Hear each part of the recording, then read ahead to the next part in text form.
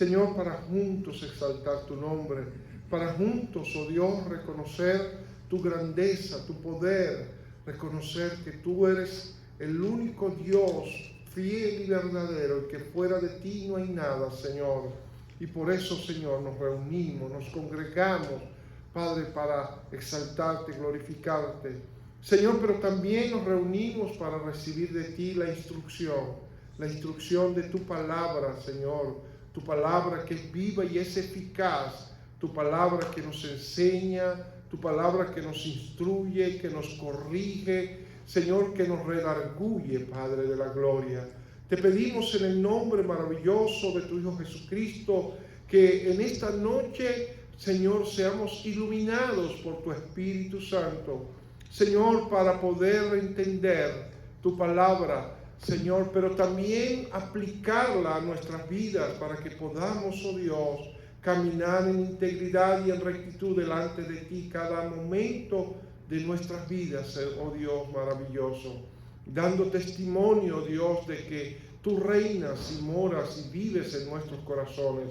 Ayúdanos, oh Dios, a vivir tu palabra, no ser solamente oidores olvidadizos, Señor, sino que seamos hacedores de tu palabra, que busquemos cada día, Señor, a través de tu palabra, caminar, Señor, haciendo tu voluntad y no la nuestra, Señor. Muchas gracias, Padre. Recibe la gloria y la honra. Gracias por tus hijos que hoy han venido hasta tu casa, Señor, dispuestos, oh Dios, a adorarte y a recibir tu palabra. Señor, nos encomendamos en tus manos, Señor, ahora que vamos a dar inicio, Señor, a este estudio maravilloso de tu palabra a través de la carta a los hebreos, Señor. Dios eterno, que esa instrucción que le diste a tu pueblo, a tus hijos, en aquel tiempo, Señor, oh Dios, y que se ha mantenido, oh Dios, hasta este día, oh Dios, porque tu palabra no ha perdido vigencia, Señor, porque tu palabra sigue vigente en este tiempo para nuestras vidas. Y las instrucciones que le diste a un pueblo hace muchos años, Señor, son las mismas instrucciones que hoy queremos recibir de ti a través de estas palabras, de este estudio, Señor, para vivirlas, para aplicarlas, Señor, y de esa manera, Señor, caminar delante de ti, oh Dios. Ayúdanos, Padre. En el nombre de Jesús, amén, Señor, y amén. Amados, Dios les bendiga en esta preciosa hora. Pueden tomar sus lugares. Le damos gracias al Señor por este tiempo que Dios nos permite reunirnos de nuevo. Ahora, hermanos, para comenzar este estudio hermoso de la carta a los hebreos. ¿Ok? La carta a los hebreos es una hermosa carta donde hay un sinnúmero de enseñanzas e instrucciones, no solamente prácticas, para que nosotros podamos aprenderlas y al aprenderlas poderlas aplicar en nuestras vidas, partiendo del hecho de que la carta a los hebreos es una enseñanza o una exposición de parte de Dios para animar, para presentar y motivar a un pueblo que estaba siendo, en un momento determinado de sus vidas, estaba siendo afligido, estaba siendo perseguido, y que por tal razón muchos de los que habían creído en un momento y estaban siguiendo a Cristo se estaban sintiendo desanimados y con deseos de regresar nuevamente a la religión de donde ellos habían salido, que no era otra que el judaísmo. Amén, el judaísmo. Por eso esta carta se llama Carta a los Hebreos, ¿verdad? Se le llama así Carta a los Hebreos porque precisamente fue dirigida a la segunda generación de cristianos que habían salido del contexto judío, o sea, eran, en otras palabras, judíos originalmente por ser, ¿cómo sería? Por ser de Israel, ¿verdad? Y sabemos que la mayoría de las gentes de Israel pues practican la fe judía, ¿verdad? Y entonces muchos a los que se les dirigió esta carta, hermanos amados, eran posiblemente judíos ya convertidos al cristianismo, en otras palabras, judíos de segunda generación que habían reconocido que Jesucristo era el Mesías, que Jesucristo era el Salvador del mundo, ¿verdad? Pero por el hecho de que estaba sucediendo una grande persecución y estaban pasando por momentos muy duros, pues algunos de estos cristianos judíos, bueno, pues perdone que siga repitiendo tanto eso, se estaban como desanimando y como queriendo volverse mejor a sus raíces judías, ¿ok? Y eso tiene algunas razones que las vamos a ir desarrollando en este estudio. Amén, hermanos. Así que vamos a tener nuestra Biblia, vamos a tratar de hacer hoy un resumen una introducción, más bien, no un resumen, sino más bien una introducción de este estudio para que tengamos más o menos una claridad de todo lo que se va a estudiar, ¿verdad? Entonces, la carta a los hebreos tiene un propósito. La carta de los hebreos, ya más o menos les mencioné lo que estaba sucediendo dentro del contexto histórico, lo que estaba sucediendo dentro de ese contexto histórico, ¿verdad? Era que había una persecución. Y mientras que los judíos, ¿verdad? Perdón la relevancia, gozaban de cierta protección por parte del Imperio Romano, sin embargo, y por supuesto los que eran ciudadanos romanos, pues muchísimo más, sin embargo, los que se habían convertido al cristianismo no gozaban de mucha popularidad en ese momento, y por tal razón entonces estaban siendo perseguidos, estaban siendo de alguna manera maltratados, acosados, ¿verdad? Y entonces el escritor de esta carta se propone presentarles a estos hermanos la suficiencia absoluta en nuestro Señor Jesucristo.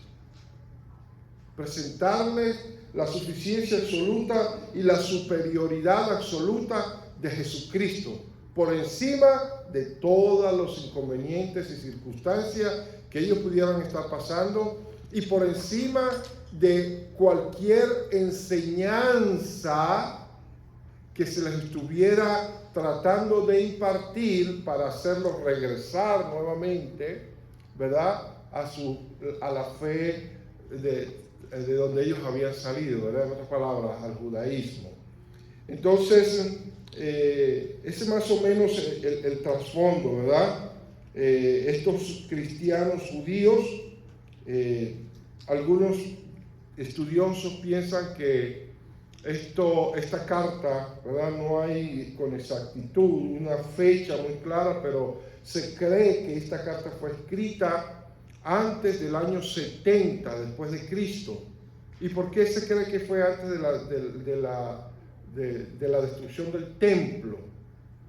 El templo fue destruido en el año 70 después de Cristo, ¿verdad?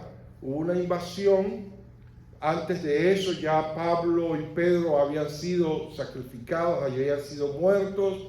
Entonces imagínense, en un ambiente como ese, ¿quién no se desanima? ¿Pueden ustedes entender? En un ambiente de esos, cuando los máximos líderes y representantes del cristianismo habían muerto como mártires de la fe en Jesucristo, ¿puedes entender eso? ¿Cómo no sentirse desmotivado? ¿Cómo no sentirse desanimado? ¿Cómo no sentirse con deseo de, no, yo mejor me vuelvo a la fe judía, que por lo menos ahí tengo la seguridad que el Imperio Romano le da a la comunidad judía? ¿Me están entendiendo? Sin embargo, el escritor de esta carta aprovecha esta ocasión para animarlos en la fe, para que ellos no retrocedieran, sino que más bien, ¿verdad?, siguieran avanzando, siguieran caminando a expensas de saber que estaban pasando por momentos muy, muy difíciles. Entonces, ¿por qué se piensa que se escribió antes del año 70? Porque precisamente en algunos pasajes, que después los vamos a ver,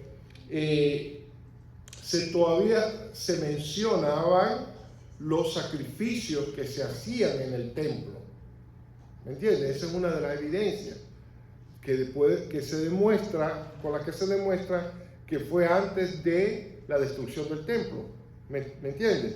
Si hubiera sido escrita después de la destrucción del templo, posiblemente el escritor hubiera hecho alguna referencia a la destrucción del templo. Sin embargo, no la hace, sino más bien por el contrario, hace una referencia a los sacrificios que se hacían en el templo. Entonces eso da pie a que los estudiosos y las personas que han redactado, estudiado la historia, manifiesten que fue antes de la destrucción del templo cuando se escribió esta hermosa carta. ¿Ok? Entonces, imagínense, estos cristianos habían recibido la instrucción de Pablo, habían recibido la instrucción de Pedro, habían escuchado de Pablo de que Cristo iba a regresar pronto. ¿Verdad? Así como usted y yo hoy, ¿verdad?, después de 2000 años, seguimos esperando la venida de Cristo. ¿Ustedes se imaginan cómo se sentían ellos? Bueno, mataron a nuestros líderes, hay una gran persecución. ¿Y dónde está el Cristo que nos dijeron que iba a regresar? Todavía no ha regresado. Ese era el marco histórico de los acontecimientos que estaban sucediendo. Amén, hermanos. Entonces, ya sabemos entonces esto, ¿verdad? Un punto muy importante que debemos mencionar es que esta es una carta que no hay un autor 100% definido. O sea, no se puede decir 100% esta carta la escribió fulano de tal, como es el caso de las otras cartas, ¿verdad? Como las cartas a los Corintios, como la carta a los Tesalonicenses, como las cartas de Pedro, ¿verdad? Donde se nota y se menciona incluso el nombre y por eso se le llama de esa manera. La carta a los Hebreos no tiene esa definición y por lo tanto, hermanos amados, han habido muchas sugerencias con respecto a los autores.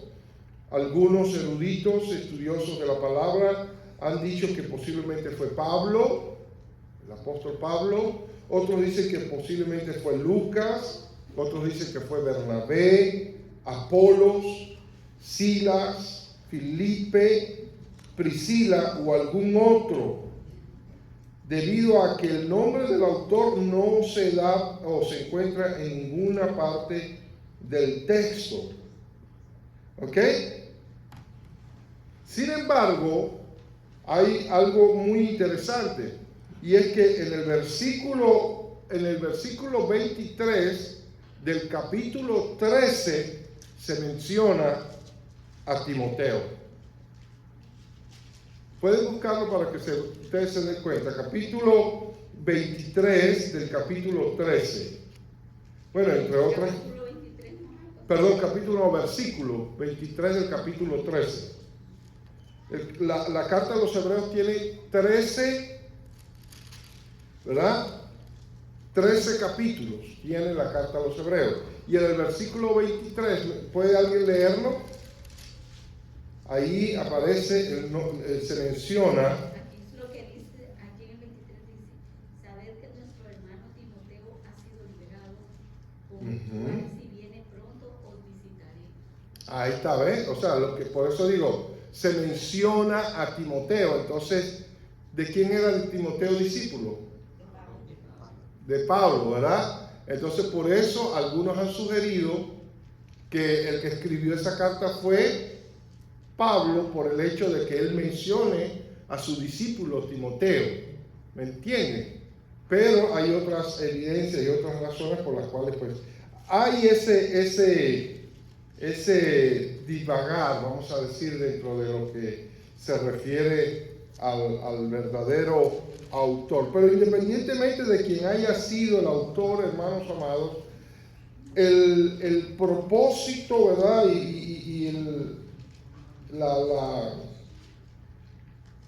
¿Cómo se dice? La intención del autor se llevó a cabo, ¿verdad? Porque desde el primer capítulo en adelante vamos a ver todo lo que el autor, ¿verdad?, se propuso y que pudo de alguna manera llevar esa enseñanza a estos cristianos, ¿verdad?, que estaban desalentados, que estaban desanimados. Y haciendo un pequeño bosquejo de esta carta, ¿verdad? Ya dije, tiene 13 capítulos, y desde el capítulo 1 hasta el capítulo 10, verso 18, el autor se encarga de mencionar, o a través de esos 10 capítulos, el autor, hermanos amados, hace un énfasis profundo para demostrarle a aquellos cristianos la superioridad de nuestro Señor y Salvador Jesucristo. Y hace un énfasis en que Cristo fue superior a los profetas, que Cristo fue superior a los ángeles, que Cristo fue superior a Moisés, que Cristo es superior al sacerdocio del Antiguo Testamento. Y que en el nuevo pacto Él sigue siendo superior aún en el nuevo pacto. Y vamos a ir viendo cada una de esas cosas interesantes, ¿ok? A través del desarrollo que vamos a estar teniendo semana a semana de esta hermosa carta. Y a partir del capítulo 10, versos del 10-19 hasta el capítulo 13, verso 25, entonces el autor comienza a hablar acerca de la superioridad de la fe, de la superioridad de la fe. Entonces, del capítulo 1 hasta el capítulo 10-18, el autor nos muestra con toda claridad la superioridad de Cristo sobre todos y sobre todas las cosas. El cristianismo es superior a todas las religiones y nunca puede ser superado. Una pregunta: ¿dónde puede uno encontrar algo mejor que en Cristo? ¿Dónde podemos encontrar algo superior o mejor que en Cristo? Vivir en Cristo es tener lo mejor de la vida, porque Él es la vida. Todas las demás religiones son engaños y pobres imitaciones, nada más, así de simple. Pero en Cristo, hermanos amados, estamos completos. Por eso el apóstol Pablo escribe, ¿verdad?, creo que a los Colosenses, dice que en Cristo nosotros estamos completos. ¿Estamos completos, sí o no? ¿Por qué estamos completos en Cristo? Porque yo no hice absolutamente nada. Él lo hizo completamente todo a favor mío. A favor mío y a favor tuyo también. Por eso en Él estamos totalmente completos, hermanos amados, ¿ok? Entonces, a partir del capítulo 10, nuevamente hablando de la superioridad de la fe, del versículo 19, porque terminamos en el 18, ¿verdad?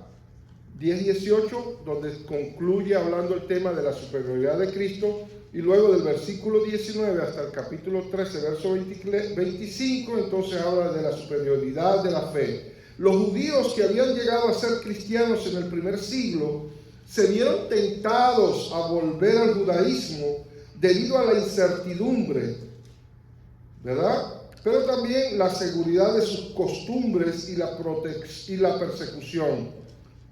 Hay algo muy interesante, porque hoy en día, nosotros también como creyentes, muchas veces nos sentimos tentados a volver atrás, volver al legalismo, volvernos al mundo, al cumplimiento mínimo de las exigencias religiosas, en lugar de seguir adelante en la genuina fe en Cristo. Cada día debemos demostrar y esforzarnos por vivir por la fe en Jesucristo. De vivir por la fe en Jesucristo. Amén. Más que otra cosa, vivir por la fe en Jesucristo. Independientemente de las circunstancias, independientemente de las situaciones, independientemente que cada día nosotros somos tentados. ¿Sí o no? Cada día nosotros somos tentados a desviarnos de este camino, y por eso es la importancia de que cada día nosotros podamos tomar un tiempo para estar a solas con el Señor Jesús y pedirle a Él que por medio de su Espíritu Santo Él nos ayude y nos ilumine a seguir este diario vivir, este caminar con Él. Amén, hermanos amados, porque somos tentados, porque cada día somos tentados, hermanos, ¿verdad? Y podemos fallar. Entonces, dentro de, ya mencioné, ¿verdad?, estos puntos importantes, y vamos a ver lo que nos dice el texto. En el primer capítulo, tienen sus Biblias abiertas allí, ¿verdad? Primer capítulo tiene 14 versículos, vamos a leerlo. Dice así la palabra del Señor.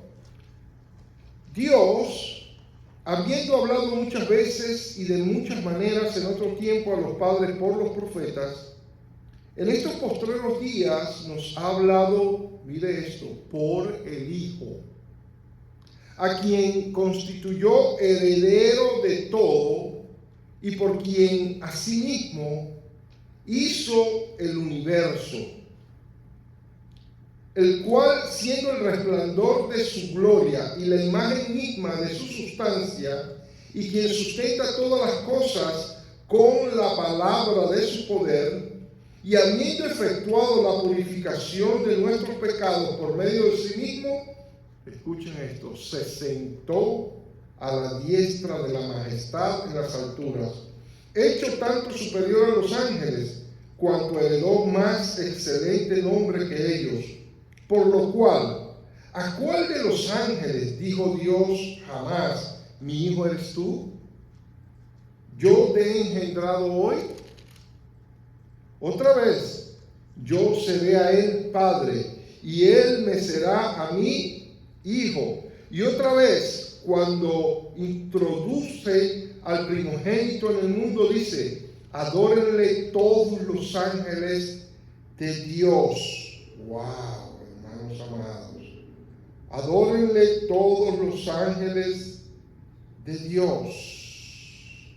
Luego dice, ciertamente de los ángeles dice, el que hace a sus ángeles espíritus y a sus ministros llamas de fuego, mas del Hijo dice, tu trono, oh Dios, por el siglo del siglo, cetro de equidad es el cetro de tu reino.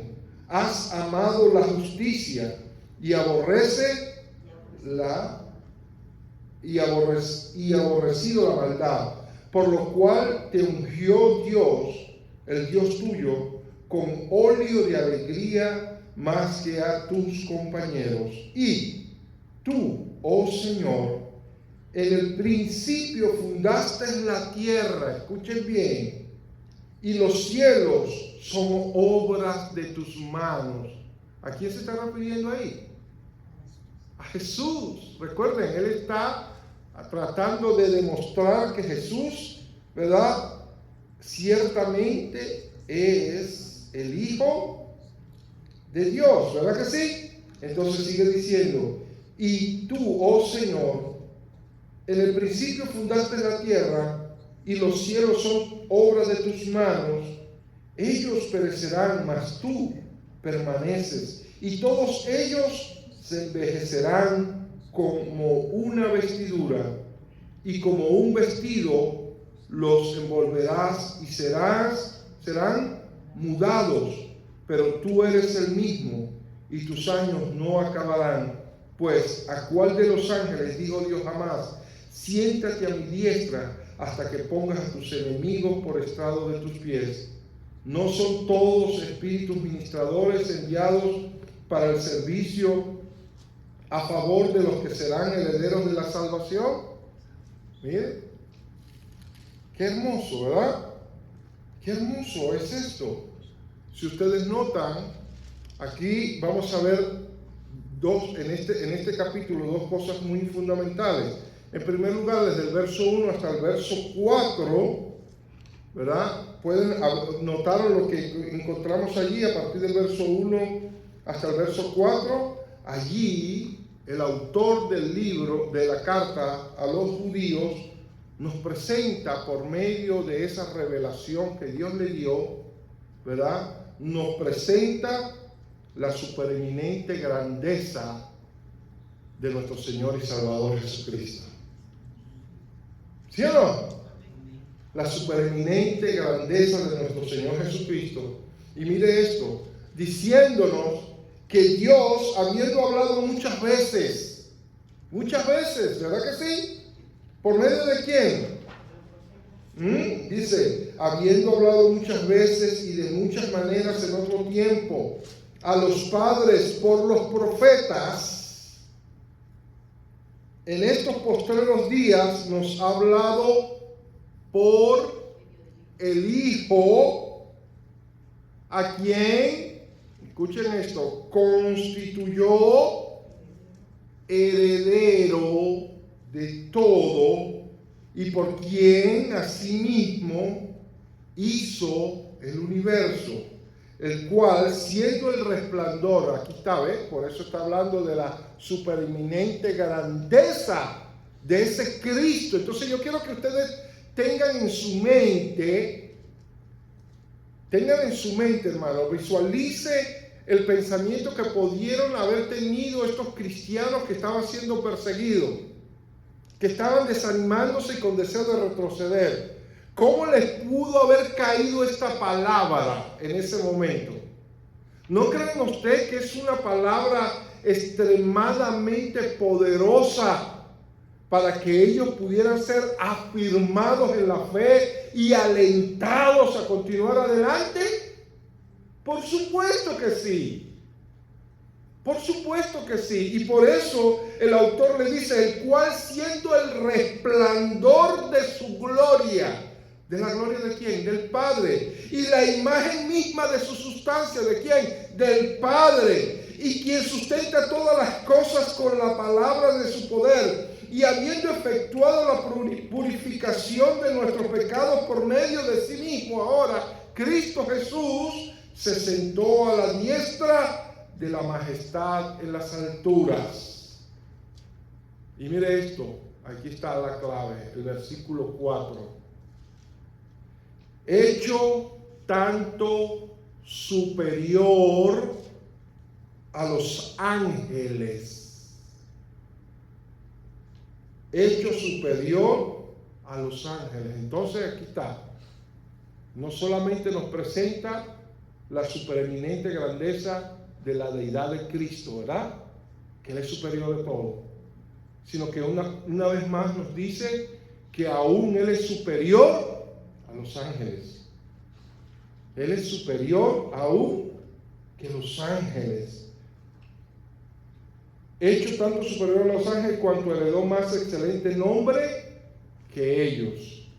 Y luego a partir del versículo 5 en adelante hasta el versículo 14 sigue la narrativa acerca de el mismo tema, de demostrar la supereminente grandeza de Cristo aún sobre los ángeles. Y por eso usted puede darse cuenta que en el versículo 5, él dice, ¿a cuál de los ángeles dijo Dios? Jamás, mi hijo eres tú. ¿A cuál? A ninguno. A ninguno de los ángeles, ¿verdad que no? Yo no he encontrado en la Biblia en ninguna parte que, ¿verdad? ¿A quién? Dice, porque ¿a cuál de los ángeles dijo Dios? Jamás, mi hijo eres tú. Yo te engendré hoy. A nadie, a ninguno. Y qué interesante, porque el autor de esta carta era un grande conocedor, del Antiguo Testamento. ¿Ok? Y por tal razón, como él estaba escribiendo a sus hermanos de la fe judía, que también eran conocedores, porque quiero que sepan algo, hermanos amados, presten mi atención, porque para ese momento en que ellos estaban pasando esa gran tribulación, que para ellos era una gran tribulación en ese momento, no había todavía posiblemente ninguno de los libros del Nuevo Testamento.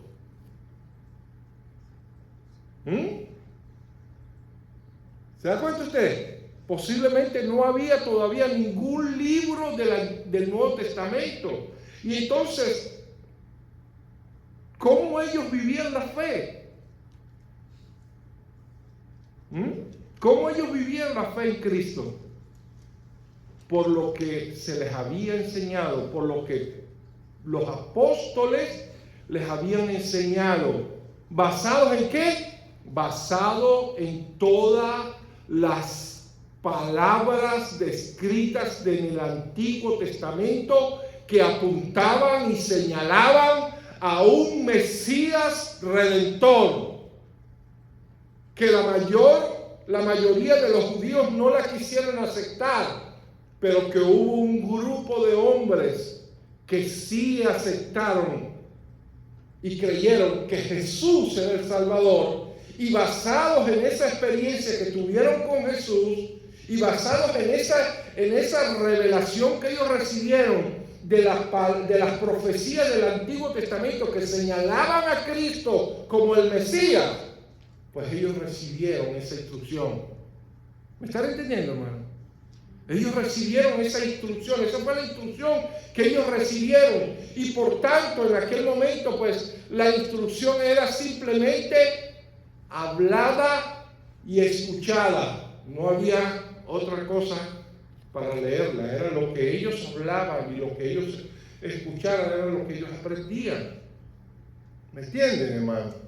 Y por eso de allí la importancia de que el autor tiene que nuevamente comenzar a motivarlos y hablarles desde el mismo comienzo, porque ya ellos tenían un fundamento. ¿Cuál era el fundamento que estos hermanos de la fe cristiana, de estos hebreos cristianos, cuál era el fundamento? Pues ya ellos habían conocido a Jesucristo y posiblemente estaban siguiendo a Jesucristo, pero que se estaban tambaleando por la situación que estaban viviendo. Entonces fue necesario que el autor de los Hebreos les escribiera de esta carta para poderlos ¿qué? Afirmar. ¿Y cómo los voy a afirmar? Bueno, los voy a afirmar diciéndoles desde el principio que Jesucristo es superior que todas las cosas, incluso superior que la fe de los judíos, porque la fe de los judíos hasta ese momento estaba puesta en un Mesías que lo vieron pero no lo aceptaron. ¿Me están entendiendo? Que lo vieron pero que no lo quisieron aceptar. Entonces este autor les dijo, no, este Jesús es superior aún a todo eso. Y por eso es que habla que, imagínese usted, si les dice claramente que es superior, porque dentro de la cultura judía, hermanos amados, dentro de la cultura judía había mucha, se creía, ¿verdad?, en el servicio de los ángeles, y por eso en el versículo 14, usted puede encontrar en el versículo 14 del primer capítulo, vean esto lo que dice: ¿no son todos espíritus ministradores enviados para servicio a favor de los que serán herederos de la salvación? ¿De quién está hablando ahí? Cuando dice, ¿no son todos espíritus ministradores enviados para servicio a favor de los que serán herederos de la salvación? ¿De quién está hablando? Está hablando de los ángeles. Está hablando de los ángeles. Que los ángeles sencillamente son ministradores, enviados. ¡Qué hermoso es esto! Mire, enviados para servicio a favor de ¿quiénes? De los que serán herederos de la salvación. Quiere decir entonces, yo me atrevo a decir esto, que voy a decir, que los ángeles están hoy a nuestro servicio. O porque si no, usted no me va a decir que usted no es heredero de la salvación. ¿Sí o no?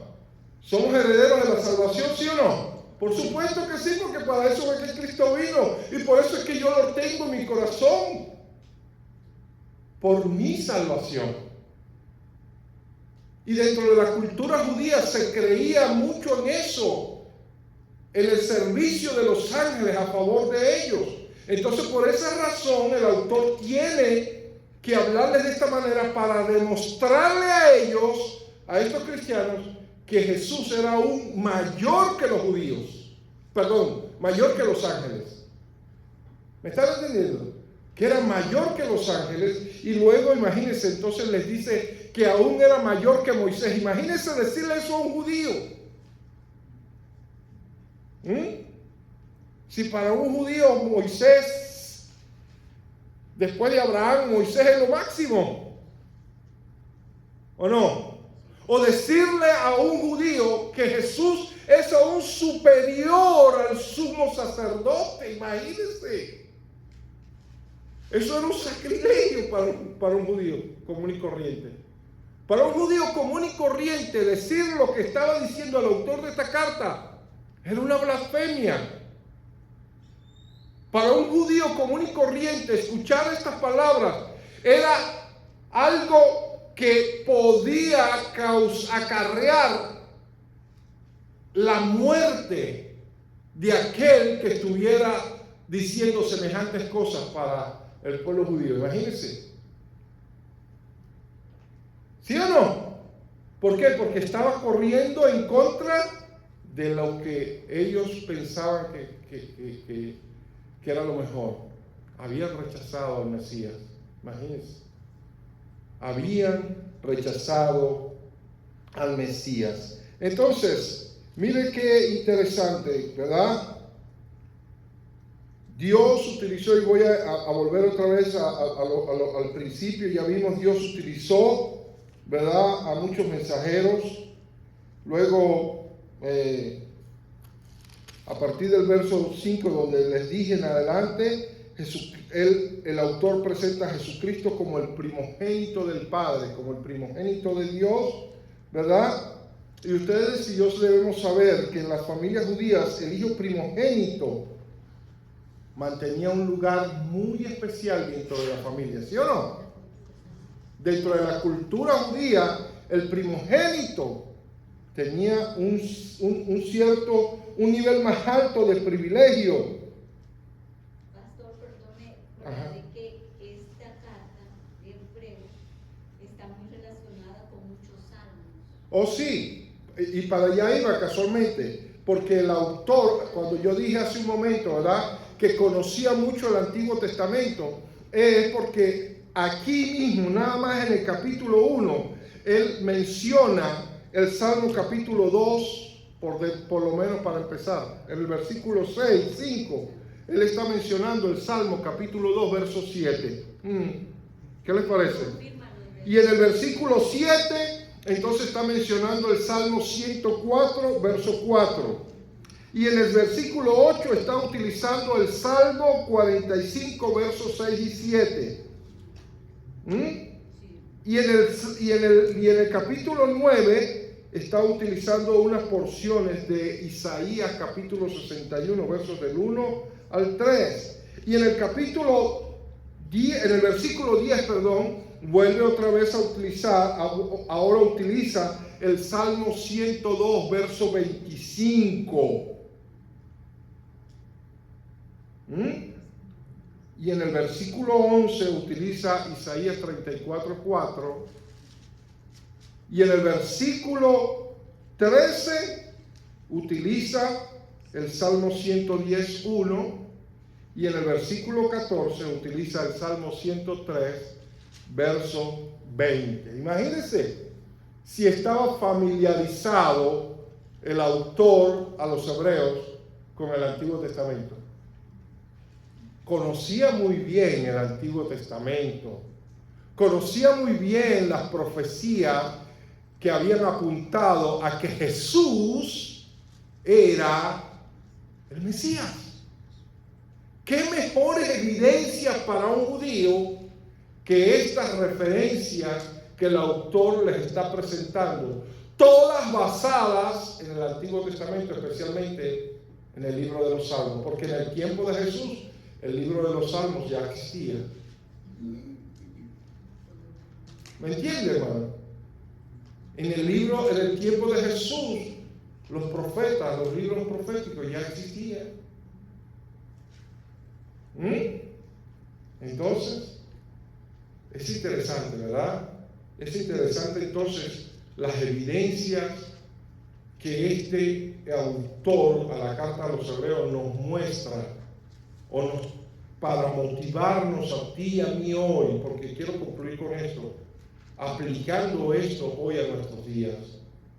¿Cuán desanimado te encuentras hoy, hermano? Pregunto. ¿Cuán desmotivado te encuentras hoy al punto de desear volver atrás? Porque quizás las expectativas que usted tenía acerca de Jesucristo, quizás esas expectativas no las has visto hasta ahora con claridad. Pero yo hoy quiero desmotivarte y decirte que aunque tú no estés viendo, ¿verdad?, con tus ojos, que esas expectativas se están cumpliendo, sin embargo, Jesucristo no ha dejado de ser el Hijo de Dios. Jesucristo no ha dejado de ser lo que es el Salvador del mundo. ¿Me está entendiendo? Que aunque usted piense que sus expectativas no han sido llenas por esta fe que usted ahora está siguiendo, déjame decirle que Jesucristo sigue siendo el mismo de ayer, de hoy y por los siglos de los siglos. Y que Él va a cumplir su propósito en tu vida, no en tu tiempo, no en tu tiempo, en el tiempo de Él. Porque Él no se atrasa ni se adelanta, Él siempre llega a tiempo. Y así como esos judíos de esa segunda generación de cristianos estaban allí tambaleando por su fe a causa de la persecución, el autor les dijo que Jesucristo es el primogénito de Dios, el autor de la creación. Casi nada. ¿Sí o no? ¿Lo dice el verbo? ¿Lo dice la palabra o no? Por Él fueron creadas todas las cosas. Ese es el Cristo al cual usted y yo le servimos, hermano. Que no es una historia, es una realidad. Que se hizo hombre, se encarnó para venir a cumplir el propósito y la voluntad perfecta del Padre, con un solo propósito: darte a ti salvación y vida eterna. ¿Ok? No es como nos dicen por ahí, que nos vino a darnos riquezas y posiciones. No. Él lo que vino a ofrecer al mundo fue salvación y vida eterna. That's it. Él no le vino a prometer al mundo flores, palacios y castillos. Sí, un palacio y un castillo, pero en el reino de los cielos. Amén. De tal manera, amados, que quiera Dios que esta palabra pueda motivarte a ti también hoy a seguir caminando a pesar de las circunstancias que podamos estar viviendo. ¿Ok? Anoche estaba en una reunión y me dio mucha tristeza saber que hay varios pastores de la ciudad que han sido deportados. Yo no lo sabía. Y yo dije, Dios mío, ¿cómo está esto? Y hermanos de muchas iglesias de aquí de Nashville que han sido deportados. Y hermanos y hermanas de aquí de Nashville que están siendo perseguidos y acosados. ¿Ok? Pero que sin embargo siguen adelante, confiando en que Dios va delante de nosotros como poderoso gigante. Amén, hermano. Y que tenemos que caminar en fe, porque de eso se trata esto, de vivir por la fe. Y eso está dentro de los temas que vamos a ver eso al final, ¿verdad? La superioridad de la fe, del vivir, de esa superioridad que usted y yo tenemos puesta en la fe en Jesucristo. Amén. Así que les animo a seguir adelante. Vamos a estar de pie, vamos a darle gracias al Señor. Gloria a Jesús. Padre, gracias te damos en esta maravillosa hora por este tiempo que nos has permitido compartir, Señor, a través de esta palabra, de este estudio que estamos iniciando. Señor, permite que podamos seguir aprendiendo de esta tu palabra maravillosa, Señor. Padre, muchísimas gracias en el nombre maravilloso de Jesús. Gracias porque una vez más nos recuerdas hoy a través de este estudio la supereminente grandeza de tu Hijo Jesucristo, nuestro Salvador, aleluya, nuestro Redentor, el cual hemos creído por fe y nos sostenemos por la fe en el unigénito Hijo de Dios para seguir hacia adelante. Padre, muchas gracias porque tú has sido maravillosamente bueno con nosotros. Mi Dios, muchas gracias. Padre, ahora que hemos concluido, Señor, y que nos vamos a retirar de este lugar, yo te pido la bendición tuya sobre las ofrendas, Señor, que vamos a traer al altar. Señor, pero también te pido tu bendición sobre cada uno de mis hermanos aquí hoy presentes. Mi Dios, gracias por cada hermana y hermano, Señor, aquí. Señor, en el nombre maravilloso de Jesús, gracias. Síguelos cuidando, síguelos ayudando. Señor, síguelos protegiendo, aún en medio de las circunstancias muy adversas que puedan presentarse. Señor, que podamos seguir creyendo y sigamos sostenidos, oh Dios, de nuestra fe en el único Dios fiel y verdadero, en nuestro Redentor y Salvador Jesucristo. Padre, muchísimas gracias. Señor, llévanos con tu paz y con tu bendición, en el nombre del Padre, del Hijo y del Espíritu Santo. Amén, Señor, y amén.